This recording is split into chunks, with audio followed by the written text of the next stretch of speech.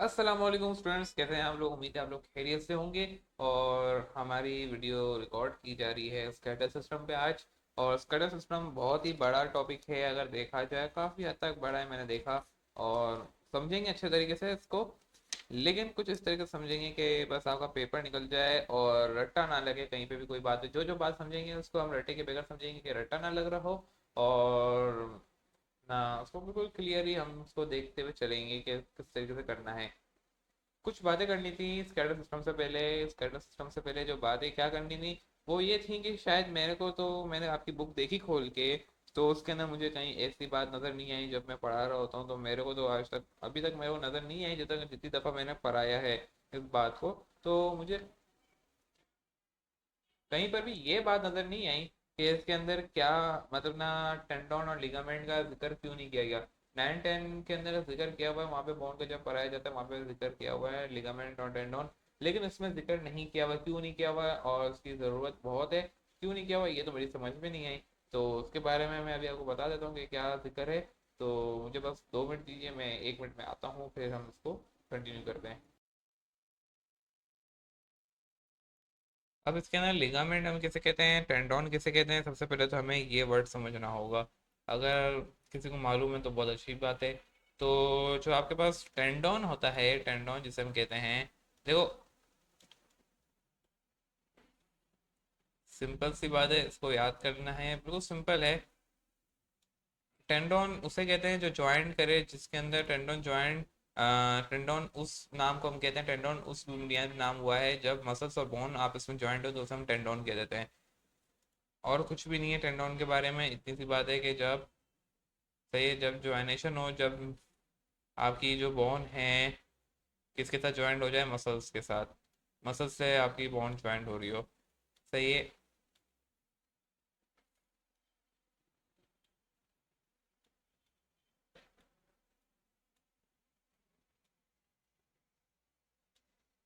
Similarly जो आपका ligament है, लिगामेंट के बारे में बिल्कुल सिंपल है, कोई इतनी चौड़ी लंबी दास्तान नहीं है कि कुछ इस तरह मैं बोलूँ।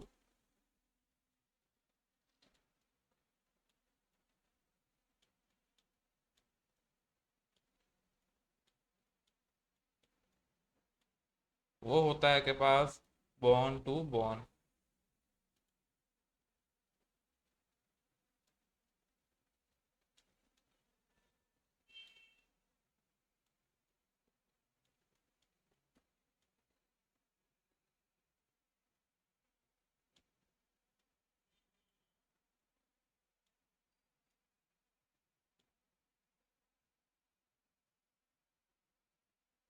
इसके अलावा अब हमें क्या पढ़ना है, इसको हम डिटेल में देखेंगे। स्कैटर सिस्टम को, स्कैटर सिस्टम के अंदर तो आपको बात पता चल गई होगी। स्कैटर मसल्स लिखना था, सॉरी यहाँ पे मैंने स्कैटर सिस्टम लिख दिया है। हम पढ़ रहे हैं स्कैटर सिस्टम नहीं, स्कैटर मसल। स्कैटर सिस्टम तो हम पढ़ के आ गए। मसल्स कर दूँ, सही है। हम यहाँ पे जो पढ़ रहे हैं वो क्या है, आपका स्कैटर मसल्स। और डिटेल में पढ़ेंगे, और इसकी बुनियादी जो बात है वो तो ये आपको पता मालूम हो गई होगी कि हम क्या पढ़ने जा रहे हैं इसके अंदर। इसके अंदर जो है आपका बोन किसके साथ ज्वाइंट है, मसल्स के साथ। सही है। Bone plus muscles. उम्मीद है आप लोगों ने इसकी प्रॉपर्टी पढ़ ली होगी। प्रॉपर्टीज क्या क्या होती हैं वो तो आपको मैंने बोला था, खुद देख लेना। मैं यहाँ पे स्कैटर सिस्टम को स्टार्ट करूँगा डिटेल में। और इसके अंदर सबसे पहले हमें क्या क्या देखनी है चीज़ें, वो सबसे पहले आपको मैं दिखाता हूँ। मिसाल के तौर पे यहाँ पे देखो, अगर आपको इस पिक्चर में नज़र आए, ये वाली पिक्चर को अगर मैं थोड़ा सा बड़ा करूँ, ये देखो, यहाँ से एक मसल्स निकल रहा है, ये एक पूरा मसल्स है, सही है, ये स्केलेटल मसल है। अच्छा, कहाँ से निकाला है, हमने हड्डी से निकाला है, सही। अब हमने इसको थोड़ा सा बड़ा किया। स्केलेटल मसल आपको दिख रहा था इतना सा यहाँ पे, हमने इसको बड़ा किया। बड़ा किया तो हमें कुछ यूँ दिखा। ये जो आपके पास आता हिस्सा यहाँ पे जो है, इसने लिखा नहीं है, यहाँ पे स्केलेटल मसल्स लिख दिया। हम स्केलेटल मसल्स को कहते हैं कि ये वाला जो हिस्सा आ रहा है, ये पूरा जो हिस्सा आ रहा है, ये होता है आपके पास मसल्स का बंडल। यहाँ पे बंडल्स मौजूद हैं, ये टोटल एक बंडल की शक्ल में मौजूद होता है। आपने इंग्लिश में भी पढ़ा होगा कि हम जो क्रॉप है उसको बंडलाइज करते हैं, फिर इसके बाद अंदर सारा भूसा मौजूद होता है। इसी तरीके से हमने शुगर कैन के अंदर भी पढ़ा होगा ये सारी चीज़ें। तो बंडल में मौजूद है। बंडल के बाद जो आती है वो होती है मसल फाइबर। ये जो आपको दिख रही है ये वाली सी, अगर मैं चेंज करूँ अपना मार्कर,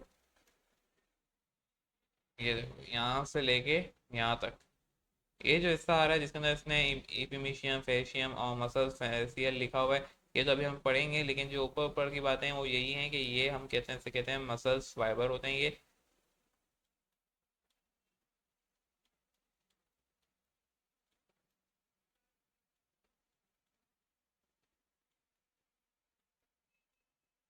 इसके बाद जो नेक्स्ट हमारी चीज़ आती है वो होती है, आपके पास आते हैं जैसे कि आपने यहाँ देखा,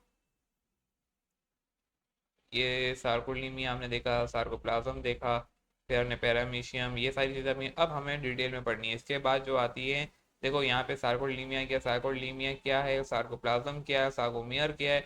सार्कोलीमिया क्या है, ये मेम्ब्रेन है। जो हमने इसको मजीद बड़ा किया तो हमने देखा कि यहाँ पे एक मेम्ब्रेन मौजूद है, और उस मेम्ब्रेन के अंदर जो इसमें से सामान निकाला हमने देखा मेम्ब्रेन, जिसको हमें कहते हैं हम सार्को लीमिया, यानी आपने मालूम हो साइटोप्लाज्म की, और जो है यानी सेल मेम्ब्रेन जैसे होती है वैसे उसको सार्कोलीमिया कहते हैं। और फिर हमने उसको मजीद बड़ा किया तो अंदर हमने देखा कि कोई फ्लूइड टाइप मौजूद है, जैसे आपके पास साइटोप्लाज्म मौजूद होता है तो अंदर स्पेस मौजूद है, वो हमने बोला कि इसका नाम वहाँ पर साइटोप्लाज्म दे देते सेल के अंदर, तो यहाँ पे क्या सार्कोप्लाज्म नाम दिया हुआ है। मजीद बड़ा किया तो यहाँ पे जो है उसने देखो एक्टिन और मायोसिन फिलामेंट निकाले, ये क्या है, ये यहाँ पे मौजूद है। अभी इसको हम देखेंगे डिटेल में और इसके ऊपर हमारी सारी कहानी चलेगी। लेकिन उससे पहले जो है मैं इसके अंदर आपको एक और यहाँ पे चीज़ दिखाऊँ, यहाँ इस वाली इमेज पे आ जाए, इस वाले पे। इसके अंदर क्या बताया जाता है कि आपके पास देखो यहाँ पे एक्टिन फिलामेंट, एक्टिन और ये मायोसिन क्या होते हैं, इसको हमें देखना है। ये कॉन्ट्रेक्टाइल क्या होता है, इन सबको हमें हमें डिटेल में पढ़ना है। जिसके अंदर आई होता है, ए बैंड होता है, एच बैंड होता है, सार्कोमियर के अंदर कितने टाइप के सेल्स मौजूद होते हैं, प्रॉपर्टीज क्या क्या होती हैं, अभी इन सबको देखना है। पूरा सार्कोमियर है, ये एक सेल है जो आपको इतने बड़े मसल्स के अंदर नजर आ रहा होता है। मतलब आपको देखो इतना बड़ा मसल्स है, जब हमने इसको मजीद जूम किया माइक्रोस्कोप के अंदर तो हमने देखा कि यहाँ पे एक सेल मौजूद होता है जिसकी स्ट्रक्चर कुछ यूँ होती है, ये होता है सार्कोमियर सेल है, जो कि आपका स्टेट मसल्स का बेसिक फंक्शनल यूनिट है। हर जगह हमने पढ़ा होगा रिस्पायरेटरी सेल और ब्लड जो आपका होता है उसके अंदर ब्लड सेल्स होते हैं, वाइट ब्लड सेल्स हो गए, हमने हर जगह पढ़ा है। ऐसा नहीं है कहीं पे भी नहीं पढ़ा हो, ये बातें हम कर चुके हैं। तो सार्कोमियर क्या है, बेसिक फंक्शन यूनिट है ऑफ स्केटर मसल। अब स्केटर मसल के अंदर भी कुछ उसकी प्रॉपर्टीज होती हैं, किस तरह का दिखता है, अंदर क्या क्या मौजूद है, एक्टिन फिलामेंट क्या होता है, एसॉन, ये इस तरह की पूरी डिटेल में अभी हम इसको देखेंगे नेक्स्ट पेज पे। तो मैं एक नेक्स्ट पेज लूंगा, उसके अंदर मैं आपको सारी बातें समझा दूंगा कि किस तरीके से ये काम कर रहा होता है। अब जैसे कि मैंने आपको बताया कि मसल्स बंडल को पहले हम देख लेते हैं डिटेल में। मसल्स बंडल के अंदर जो है तीन टाइप आ जाती हैं, उसके अंदर तीन लेयर से ये कवर अप होता है। जैसे स्किन का आपको मालूम है, आपकी तीन लेयर से कवर अप होती है, जिसके अंदर सबसे पहले आती है प्रोटेक्टिव लेयर के अंदर कौन कौन सी क्या नाम था उसका, एपिमर्डियम, हाइपोमर्डियम और डर्मिस, इपिडर्मिस, हाइपोडर्मिस और डर्मिस के नाम से था। ये हमने तीन पढ़ी होंगी। तो ये पहले अपर मिडल और लोअर ये हमने पढ़ी होगी। तो ये तीन आती हैं लेयर। तो इसी तरीके से मसल्स बंडल के अंदर भी तीन आती है, पहले एपीमीशियम आती है, फेसिशियल आती है, एंडोमीशियम आती है। जो एपीमीशियम होती है सबसे पहली लेयर होती है, फिर उसके बाद जो होती है दूसरी फेसिशियल होती है, तीसरी एंडोमीशियम होती है। तो एंडोमीशियम के अंदर जो है सार्कोलीमिया आता है। सार्कोलीमिया क्या है, सेल मेम्ब्रेन है। किसका सेल मेम्ब्रेन है, सेल का होगा, सेल का नाम क्या है, सार्कोमियर सेल है। सही है। साइटोप्लाज्म होगा, यानी सार्कोमियर के अंदर जो है बीच में फ्लूइड मौजूद होगा, उसे हम सार्कोप्लाज्म कहेंगे। अच्छा, उसके अंदर न्यूट्रॉन जंक्शन होंगे, जाहिर सी बात है मौजूद होती है, हमने ये हर जगह पढ़ा हुआ है। सार्कोप्लाज्म रेटिकुलम क्या होता है आपके पास, सार्कोप्लाज्म रेटिकुलम जो है कैल्शियम प्रोड्यूस करता है। अब बोन का आपको मतलब कैल्शियम की जरूरत होती है, तो ये यहाँ पे मौजूद है। एंडोप्लाज्म रेटिकुलम के अंदर पढ़ा होगा कि सेल के अंदर रेटिकुलम होता है, यहाँ पे हम सार्कोप्लाज्म रेटिकुलम कहते हैं। नाम क्यों चेंज कर रहे हैं सार्कोमियर, क्यों हम हर जगह देखो सार्कोप्लाज्म हमने पढ़ा, सार्कोलीमिया हमने पढ़ा, और साथ में जो है सार्को रेटिकुलम, क्यों हमने नाम चेंज कर दिया। हम कहते हैं एंडोप्लाज्म रेटिकुलम जैसा ही नाम है, देखो नेम सेम है, cell membrane is the base name, common name है, वही बात मैं कहूँगा। और जो आपका जो एक स्पेसिफिक नाम आ जाता है, यानी वही जो हम बात कर चुके हैं इसके ऊपर, तो वहाँ पे हम नाम चेंज कर देते हैं, साइंटिफिक नेम दे देते हैं। और साइंटिफिक नेम क्या है, यहाँ पे सार्कोप्लाज्म होना चाहें तो हम सेल मेम्ब्रेन भी लिख सकते हैं, लेकिन अच्छा क्या लगेगा, सार्कोप्लाज्म या सार्कोलीमिया या सार्कोप्लाज्म रेटिकुलम लगेगा। और ये कैल्शियम करता है, तो फिलामेंट्स होती हैं हाउस पर कैल्शियम है। जैसे कि आपको मालूम होगा कि आपका एंडोप्लाज्म किसका हाउस है, प्रोटीन का। यहाँ पे जो है ये कैल्शियम आयन यूज होता है, क्यों होता है, कॉन्ट्रैक्शन कराने के मसल्स को जो आप कॉन्ट्रैक्ट कर रहे हो तो उन सारी बातें हम करेंगे। फिर मायोफिलामेंट आ जाती है, मसल फाइबर कंसिस्ट सेल और scatter system with many myofilament. ये क्या होती हैं, शीट्स मौजूद होती हैं। इनका क्या काम है, ये जो है आपके थिक होती हैं, थीन होती हैं, ये जो है आपकी पूरी कॉन्ट्रेक्शन के अंदर साइकिल एक वो हम पढ़ेंगे तो उसके अंदर ये सारा काम देख रहे होते हैं। इसके बाद इसके अंदर क्या बताया जाता है कि एक मायोसिन जो होती है, मायोसिन मैंने बोला कि क्या है आपकी, वो है शील्ड है। एक मायोसिन जो है 6 फिलामेंट से सराउंडेड होती है, ये बात बताई जाती है। ट्रोपिन ट्रोपोमायोसिन होती हैं, इसके ऊपर कुछ कैप्स होती हैं। ये क्या होती हैं, कॉन्ट्रैक्शन कराने में जब आप कॉन्ट्रैक्ट करते हो तो ये हट जाती हैं, और जब कॉन्ट्रैक्ट नहीं कर रहे हो तो नॉर्मल होते हो तो ये है क्या होती हैं, कहना ये कैप लग जाता है। अब इसकी मिसाल इस तरीके से दूंगा कि ट्रोपिन की और ट्रोपोमायोसिन की। जब आप जिस बंदे की डेथ हो जाए तो क्या होगा कि ट्रोपिन और ट्रोपोमायोसिन से क्या होगा कि अगर ये काम कर रहे होंगे तो बंदा कॉन्ट्रैक्ट, अगर ये काम, अगर बंदा मर जाए और उसके बाद जो है ये कॉन्ट्रैक्शन के अंदर हुआ मसल, तो क्या होगा, ये हमेशा के लिए अटक जाएगा। लेकिन एक वक्त आएगा कि ये ट्रोपिन मायोसिन काम करना छोड़ देंगे, तो इसका मतलब जब तक ये काम नहीं करेंगे तो मसल्स तो ढीले हैं। सही है, जब ये काम करेंगे तो मसल ढीले हैं, यानी कैप जब तक लगी, जैसे ये कैप काम करना छोड़ देगी तो ये कॉन्ट्रैक्ट हो जाएगा। यही वजह होती है कि जब मसल, जब इंसान मर जाता है तो क्या है, कुछ देर बाद उसकी बॉडी पूरी कॉन्ट्रैक्ट हो जाती है। क्यों होती है, क्यों, इसकी वजह होती है सार्कोप्लाज्म रेटिकुलम काम करना छोड़ देता है। ये कैसे काम करना छोड़ देता है, जब सार्कोप्लाज्म रेटिकुलम जो है कैल्शियम आयन भेजता है तो ये क्या है, किसके पर एक्ट करता है, ये ट्रोपिन और ट्रोपोमायोसिन पे एक्ट कर देता है। जब ये ट्रोपिन और ट्रोपोमायोसिन पे एक्ट कर रहा होता है तो ये कैप लगी हुई होती है, लेकिन जैसे ही ये हट जाती है कैप तो ये कॉन्ट्रैक्ट हो जाती है। अब ये जैसे ही कॉन्ट्रैक्ट हो जाएगी तो क्या होगा, ये बॉडी कॉन्ट्रैक्ट रह जाएगी, और डेड होने के बाद यही वजह होती है कि ट्रोपिन और मायोसिन एक वक्त आता है काम करना छोड़ देती है, उसको एनर्जी नहीं मिलती है। जब एनर्जी नहीं मिलती है तो जाहिर से काम करना छोड़ देगी, जब काम करना छोड़ देगी तो मसल कॉन्ट्रैक्ट हो जाता है। ये पूरी एक खासियत होती है इसकी। मैंने आपको बताया सार्कोमियर होता है, सार्कोमियर एक कॉन्ट्रेक्टाइल यूनिट है। इसके अंदर आई बैंड होता है, ए बैंड होता है, एच बैंड होता है, एम बैंड होता है। जो आपका आई बैंड है वो लाइट रीजन होता है, क्यों होता है अभी हम उसको देखेंगे। ए बैंड होता है डार्क रीजन होता है, क्यों होता है उसको अभी हम देखेंगे, कैसे कॉन्ट्रैक्ट कर रहा होता है आपका मसल्स। ये अभी हमें सारी साइकिल के ऊपर हम देखते हैं, अभी हम इसकी साइकिल के ऊपर आते हैं। तो साइकिल पे आपको पता चलेगा ये जो स्लाइडिंग साइकिल है किस तरीके से काम करती है। मैं यहाँ से अगर थोड़ी सी आपको बात पता चलूँ, जब आपको मसल्स को कॉन्ट्रैक्ट करना होता है, जब आप एक्सटेंशन या फ्लेक्शन कर रहे होते हैं, इसमें मसल्स कॉन्ट्रैक्ट हो रहा होता है, तो इसमें क्या होता है, सबसे पहला काम ये होता है कि एक स्टिमुलस होता है कि हाँ मसल्स कॉन्ट्रैक्ट होने वाले। फिर उससे क्या होता है, कहना जो आपके कैल्शियम स्टोर होता है कहाँ होता है, सार्कोप्लाज्म रेटिकुलम में होता है। वहां से ये निकलता है, ये बाइंड कर जाए टॉपिन टॉपिन मायोसिन पे, सही है, ताकि जो थे कि कॉन्ट्रैक्शन में मदद की जा सके, रिलीज एनर्जी होती है। ये सारी कहानी तो मैंने आपको अभी बता दी। इसके बाद की कहानी क्या होती है कि जब ये सारा मामला हो जाते हैं फिर किससे कॉन्ट्रैक्ट होता है, कि एक्टिन और मायोसिन किससे काम करते हैं, अब हम वो देखते हैं। तो उसके लिए मैं एक और पेज लूंगा सबसे पहले।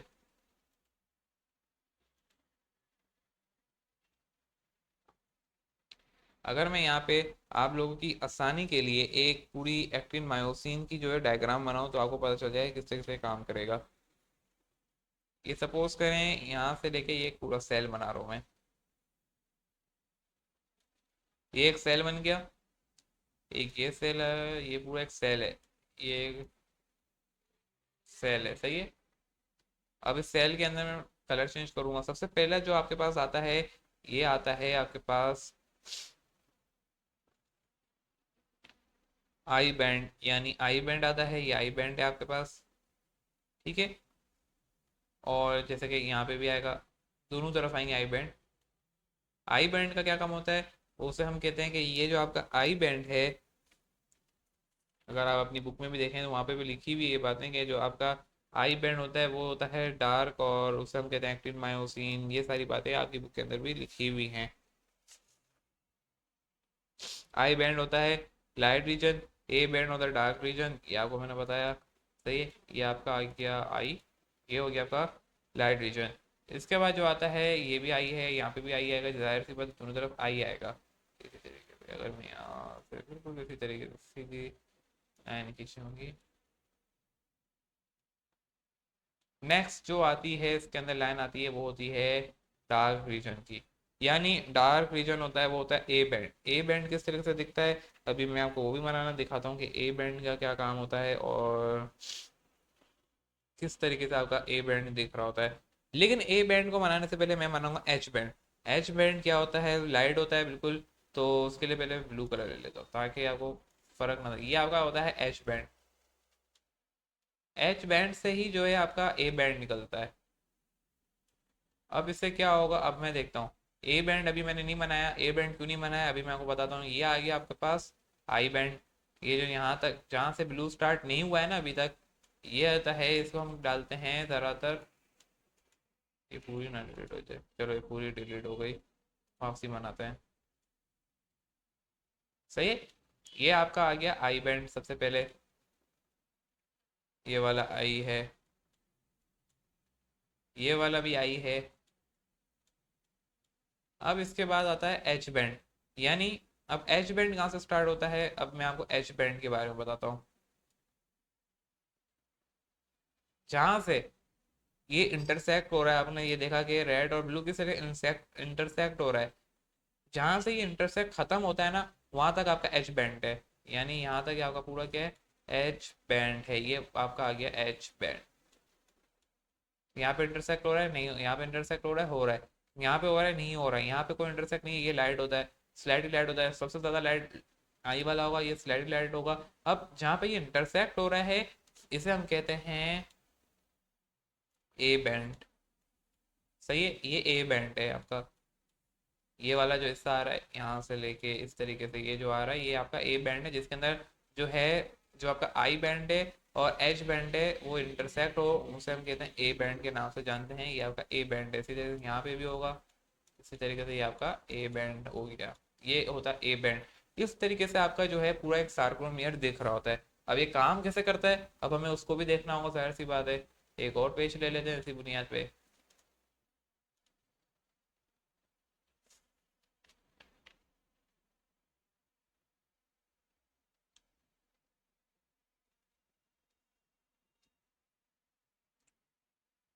सपोज करें कि यहाँ पे अगर मैं इसी को डायग्राम को उठा के वहां ले जाता हूँ, एक काम ये करता हूँ, बेहतरीन काम हो जाएगा। इन सबको उठाते हैं, देखते हैं, बस उठ जाए कोई तरीके से पूरा, और इधर ले आओ। देखो ये कूड़ा आया है। अब इसको मैं थोड़ा सा जो है छोटा, या नहीं, इसको ऐसे नहीं करते भाई, गलत हो गई काम। इसको ऐसे ही रहने देते हैं, इसको थोड़ा सा जो है यहाँ पे ले जाते हैं। ओहो क्या मुसीबत है। अब सही है, थोड़ा सा यहाँ लाया हूँ मैं। अब देखो, होता क्या है कि जब आपकी बॉडी रिलैक्स करती है तो ये लार्ज रहता है। सही है, आपका जो आई बैंड होगा वो लार्ज होगा, और जो आपका एच बैंड होगा वो भी लार्ज होगा। ए बैंड सेम रहता है, चाहे वो कॉन्ट्रैक्शन के अंदर हो, चाहे वो जो है आपका रिलैक्शन में हो, यानी आप रिलैक्स कर रहे हो। जब आपका मसल्स कॉन्ट्रैक्ट करता है तो क्या होता है, ये छोटा हो जाता है। कैसे छोटा होगा, कि यहाँ पे जो गैप आ रहा है, ये जो ग्रीन लाइन आ रही है, अगर मैं ग्रीन लाइन को यहीं से मिटा के यहाँ पे ले जाऊं इस तरीके से, ये करीब आ जाएगी इस तरीके से। इसी तरीके से ये जो यहाँ पे आ रही है, ये यहाँ से हट के यहाँ पे आ जाएगी। और जो आपका एच बैंड है, ये भी इसी तरह से कॉन्ट्रैक्ट होगा। कॉन्ट्रैक्ट होने के चक्कर में क्या होगा, ये भी स्मॉल हो जाएगा। ये जो आपका, ये जो एच बैंड है ये भी कॉन्ट्रैक्ट होगा, जाहिर सी बात है, जब ये यहाँ से छोटी हो रही है, यहाँ पे भी चेंजेस आएंगे, ये भी आपका जो है स्मॉल हो जाएगा। इस तरीके से क्या होता है कि आपका जो आई बैंड है और जो है एच बैंड है वो स्मॉल हो रहा होता है कॉन्ट्रेक्शन में। और रिलैक्शन में आई बैंड और एच बैंड क्या होता है, वो कॉन्ट्रेक्शन में क्या, सॉरी रिलैक्शन में क्या होता है, लार्ज रहता है। और ए बैंड जो है दोनों में सेम रहता है, उसके अंदर कोई चेंजेस नहीं आती। आई बैंड किसे कहते हैं, मैंने आपको बताया कि आपका जो आपके पास आई बैंड है वो होता है आपके पास एक्टिन फिलामेंट। इसे हम एक्टिन फिलामेंट का नाम देते हैं, फुल फॉर्म इसकी एक्टिन फिलामेंट है। जो आपका एच बैंड है उसे हम कहते हैं मायोसिन फिलामेंट। और जो आपके पास ए बैंड है उसका कोई नाम नहीं है, उसे हम एक्टिन मायोसिन फिलामेंट कहते हैं। एक दूसरे को ओवरलैप कर रहे होते हैं, एक दूसरे को इंटरसेक्ट कर रहे होते हैं, और इसी तरीके से आपकी जो है पूरी आपकी मसल कॉन्ट्रैक्शन में मदद हो रही होती है। वीडियो काफ़ी लंबी हो गई है, 20 मिनट की। अगर आप बोर्ड पे ये मुझसे समझते तो ये तकरीबन, अगर मैं बोर्ड पे समझाता हूँ तो तकरीबन 2 लेक्चर इसमें मुकम्मल करता हूँ। अगर 30 मिनट के होते हैं तो तकरीबन एक क्लास से 1.5 क्लास में ये कंप्लीट होता है। अब क्यों ऐसा हुआ कि यहाँ पे जल्दी कंप्लीट हो गया, इसकी वजह यही है कि डायग्राम बनी बनाई मिल गई थी मेरे को, बस उसको नाम देने थे, उसको थोड़ी बहुत उससे एक्सप्लेनेशन करनी थी। काफ़ी हद तक हम चीज़ें इसको कवर अप कर चुके थे, मेरे को डिटेल में ज़्यादा नहीं जाना था, मेरा बोला कुछ पढ़ के आना बातें। जो जो बातें बताने की थी मैंने उसके अंदर वो बता दी हैं, और जो नहीं बताने की थी वो नहीं बताई हैं, वो फिर मैं एम के अंदर बता दूंगा।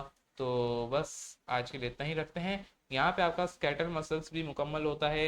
एक और बात कर देता हूँ, यहाँ पे आपके बॉडी के अंदर कुछ डिजीज के नाम लिखे हुए हैं, टेटनी, टेटनस, ये इसके ऊपर वीडियो पहले से बन चुकी है, इसके ऊपर वीडियो मौजूद है, आप वहाँ जाके देख लो।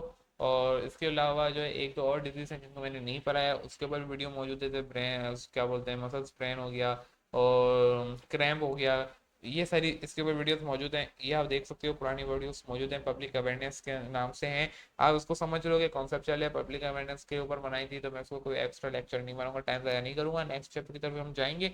और एक और टॉपिक रह गया है फ्लेक्शन एक्सटेंशन, ये मालूम होगा फ्लेक्शन एक्सटेंशन के अंदर क्या होता है, ये आप बच्चों बच्चों को मालूम होता है, ये आप पढ़ सकते हो, खुद रीड कर लो एक बार अच्छे से। बाकी इसके अंदर हमारी कोई ऐसी चीज़ बाकी नहीं रही कि मैं इसको कवर अप कर रहा हूँ। हाँ ये है कि इस चैप्टर को हमने थोड़ा स्पीडली कवर अप किया है, आपको दिख रहा होगा, लग रहा होगा कि यार ये जितना चैप्टर था उसको हमने बहुत ही जल्दी कवर अप कर लिया है। क्या कर सकते हैं, टाइम शॉर्ट है, लेकिन उसको मैंने जितना पढ़ाने की कोशिश की है, पूरी कोशिश की है इसको अच्छे से अच्छा पढ़ाऊँ, और ऐसा ही हुआ है। लेकिन जाहिर सी बात है कि अगर टाइम होता तो मैं इसको पूरा पढ़ाता। इंशाल्लाह इस पे पूरे जो नेक्स्ट स्टूडेंट होंगे, कोई फर्स्ट ईयर का देख रहा है तो सेकंड ईयर में जो आएगा उसको हम इंशाल्लाह पूरी वीडियो देंगे, उसके ऊपर पूरी वन शॉर्ट लेक्चर बनेगा, वन शॉर्ट लेक्चर के अंदर पूरा हम चैप्टर एक साथ कवर अप करेंगे। तो आज के लिए बस इतना ही, मुझे दी इजाज़त, मेरा नाम है अमान, अल्लाह हाफिज़।